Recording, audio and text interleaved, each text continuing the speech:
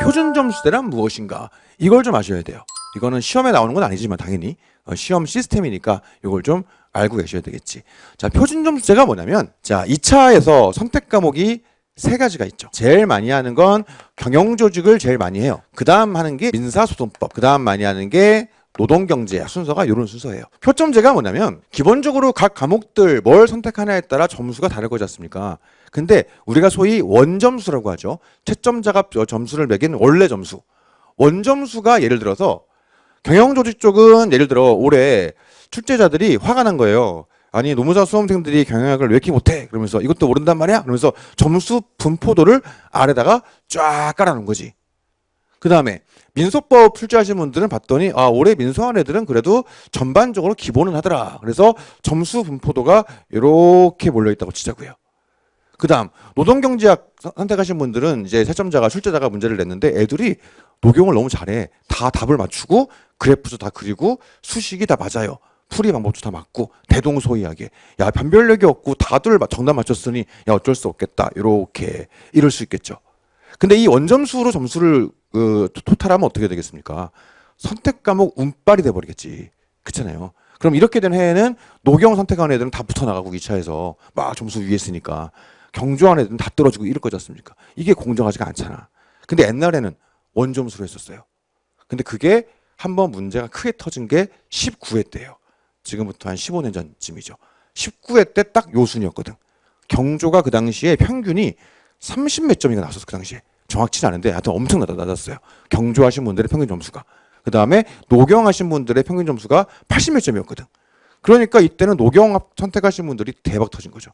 그래서 노경 선택자가 제일 적은데 합격자가 제일 많았어. 말이 안 되는 거거든. 그래서 그때 막 소송건에 뭐하네 막 난리도 아니었고 이게 맞냐 얘기가 들어왔던 거예요. 그리고 20회 때부터 소위 표준점수제, 그 줄여서 표점제가 들어왔습니다. 그럼 표점제가 하게 되면 어떻게 되냐? 각 과목의 평균 점수를 한 50점 정도로 맞춰버려요. 원점수가 밑에 좀 몰려있더라. 그럼 얘가 표점을 돌리면 쓱 위로 올라가는 거지. 반대로 위에 있는 애들은 표점을 돌리면 밑으로 좀 쓱 이렇게 내려오게 돼 있어요. 그래서 어떤 선택 과목을 선택하더라도 전체적인 평균치가 50점 정도에 맞춰줄 수 있도록 이렇게 만드는 게 표점제입니다. 그래서 20회부터는 이런 식의 표점이 들어왔어요. 여담이긴 한데 우리 경영학 강의하는 이혜선 노무사가 19기거든요. 근데 그 친구가 이때 경조를 했단 말이에요. 그래가지고 막 평균 30점대 나왔던 그 난리 났던 그 해에 그 친구가 80점인가? 이래 맞은 거야. 그래갖고 이게 누구냐 해가지고 학원들이 막 데리고 가지고 바로 데뷔시킨 그런 케이스인데 아무튼 그랬습니다. 20회 때부터 표점이 들어왔는데 표점을 넣을 거면 사실은 선택 과목만 넣으면 되잖아요. 근데 표점을 필수 과목을 다 넣은 거예요. 그래서 노동법도 표점이 들어가요. 사실은 그럴 이유가 없거든. 근데 표점이 들어가요. 왜 그랬는지 모르겠어. 60점 정도가 표점을 돌리면 상위 10%예요. 55점 정도가 표점을 돌리고 나면 상위 30%예요. 그 다음 표점 돌렸을 때 50점이 당연히 상위 50%겠죠. 대충 이렇게 나오거든요. 그럼 무슨 얘기예요? 원점수가 아무리 높든 원점수가 아무리 낮든 과목별로 60점 맞는 사람들이 이상 맞는 사람들이 최소한은 아니고 대충 위아래가 있습니다만 10%쯤은 나오더라 이 얘기예요. 이 얘기 무슨 얘기겠어요? 60점을 넣는 분들이 전체 2차 응시자의 10% 플러스 마이너스로 나올 수 있다. 요렇게 생각될 수 있겠죠. 그래서 표점제가 나오고 나서 대략 합격률이 10% 조금 안 되게 한 8에서 9 정도 합격률이 쭉 나왔던 겁니다. 근데 문제가 뭐냐? 응시자가 최근 한 6, 7년 사이에 엄청 늘었잖아요. 노무사 시험 응시자가 계속 올라가잖아. 그러다 보니까 1차 시험도 많이 합격을 하고 2차 응시자가 너무 많아지는 거예요. 그래서 몇 년 전에 2차 응시자가 한 6,000명 정도 2차 시험 봤는데 그때 580명인가 붙었거든요. 그러니까 표점화에서 수치상 이건 당연한 거예요. 10% 조금 언더로 붙으니까 우리가.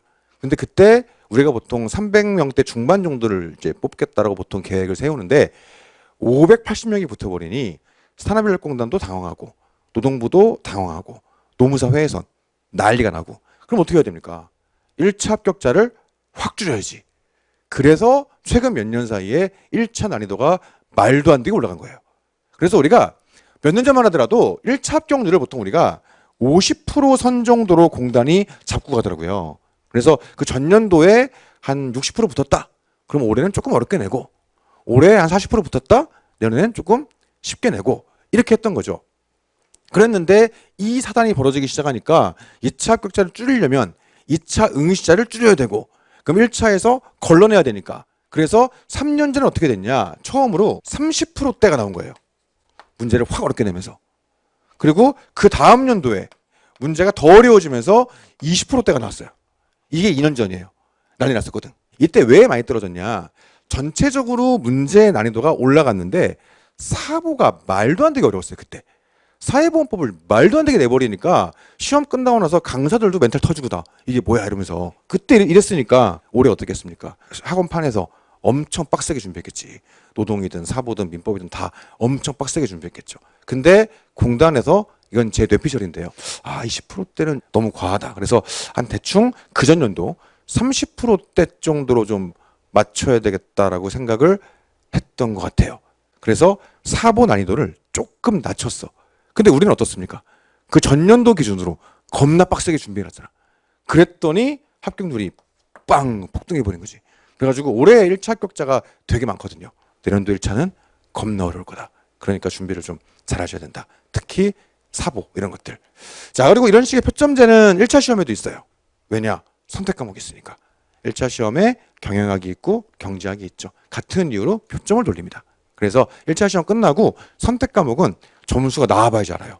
원점수가 그대로 가지 않아. 오케이? 그런 것들을 참고로 말씀을 드립니다. 그래서 이 시스템이 원래는 2차 시험에서 말씀을 드리는 건데 1차 기본 강의에서 왜 우리가 내년도 시험 대비를 1차에서 빡세게 해야 되는가? 노동법이고 뭐고 다 포함해가지고 왜 내가 이런 것들을 하기 시작했는가? 그런 과정들을 좀 말씀을 드리는 거예요. 최근에 계속 1차 난이도가 올라가기 시작했고 그런 과정들 좀 말씀을 드리는 거다. 이렇게 말씀을 드립니다. 자, 4페이지 가보시죠.